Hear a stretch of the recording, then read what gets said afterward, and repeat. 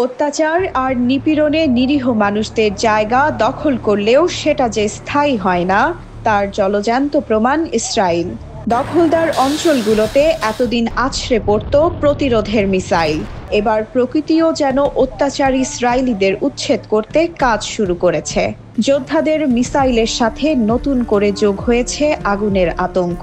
অস্ত্রের জোরে মুসলিমদের ঠেকালেও সৃষ্টিকর্তার কাছে অসহায় হয়ে পড়েছে ইসরায়েল। ফিলিস্তিনের ভূমি দখল করে গড়ে ওঠা ইসরায়েল এখন বিশ্বের সবচেয়ে বড় দখলদার শক্তি।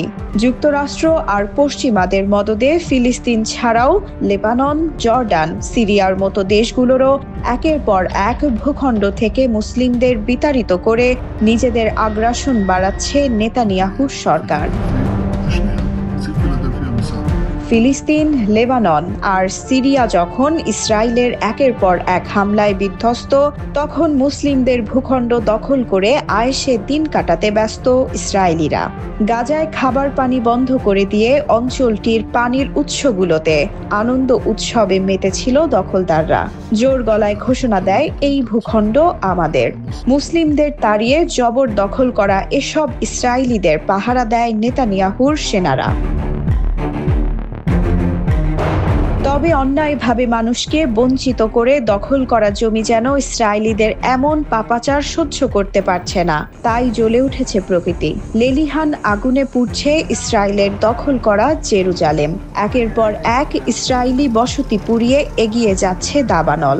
ঘর ছেড়ে রাস্তায় আশ্রয় নিচ্ছেন হাজার হাজার মানুষ।